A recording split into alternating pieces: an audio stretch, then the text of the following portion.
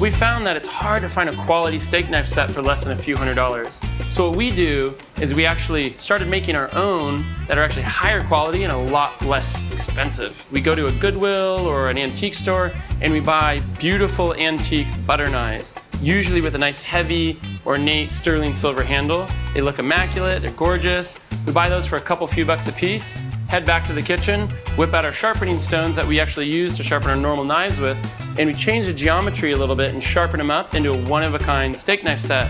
We're gonna head down to our favorite antique place, Pacific Galleries, see what kind of awesome antique butter knives we can find. So let's check it out.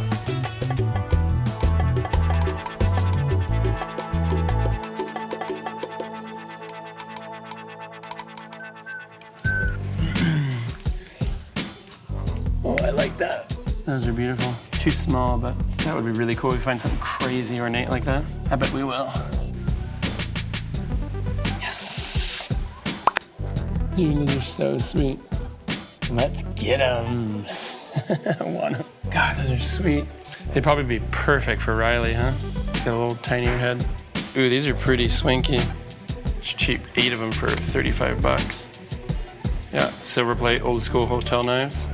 I like the ridges here because it feels like you get nice grip. And then I like the hump in the back here on the spine.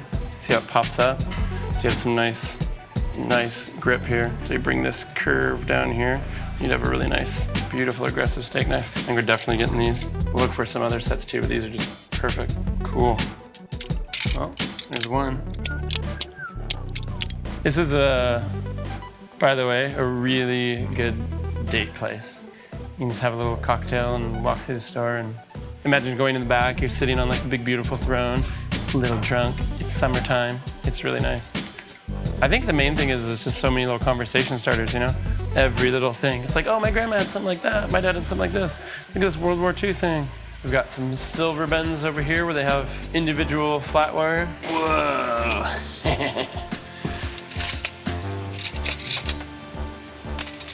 That's cool. Right now, I don't really know what I'm looking for. I'm just looking to be inspired.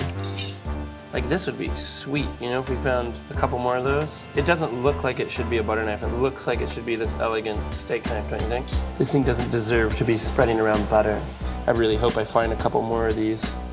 They're just unique, huh? Elegant. Oh yeah, baby, there's another one. Where are you? Number 4. Keep finding them. All right, now we got 2 6s. Nobody wants a 12 piece, right? We got 2 6s.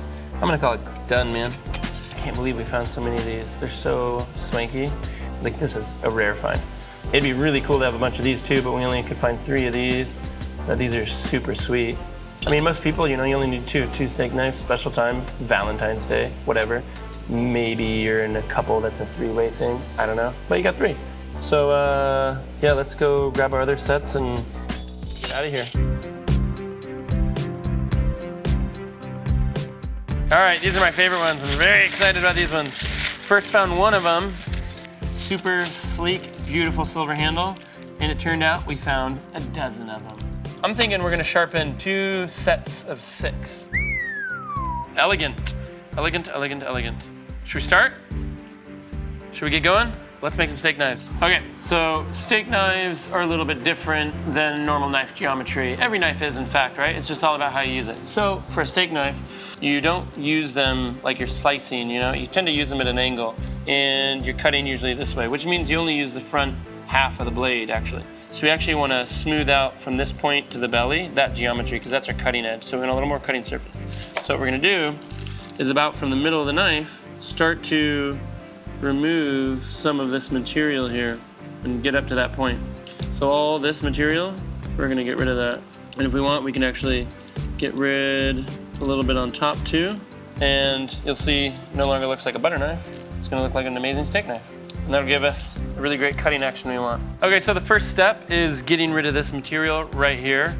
And we're gonna use a 220 stone. That's the coarsest stone in our Waterstone sharpening set.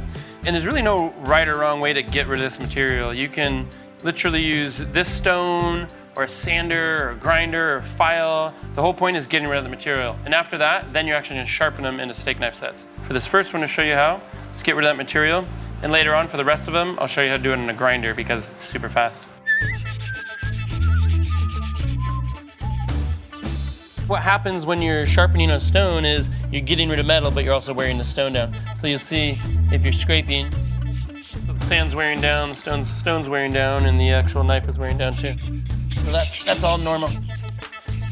The one thing I'm not doing is I really don't want to just go in a straight line like this, because then I'll eat a pit in my stone. So I want to use the whole surface. And if you really want to treat your stones precious, you can actually just use the side of it, because that doesn't matter so much. See, we're already starting to make progress there. We're already cutting into the X's.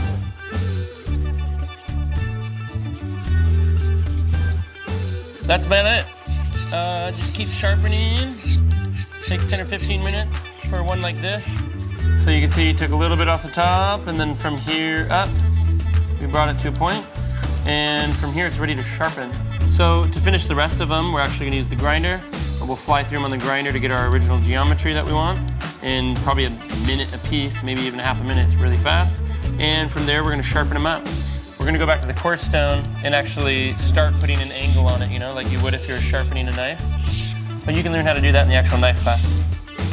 We'll go all the way from the coarse, all the way to the final, and we'll have a beautiful, beautiful steak knife. I think after that, we'll polish up the handle, buff it up a little bit, and that'll be that, man.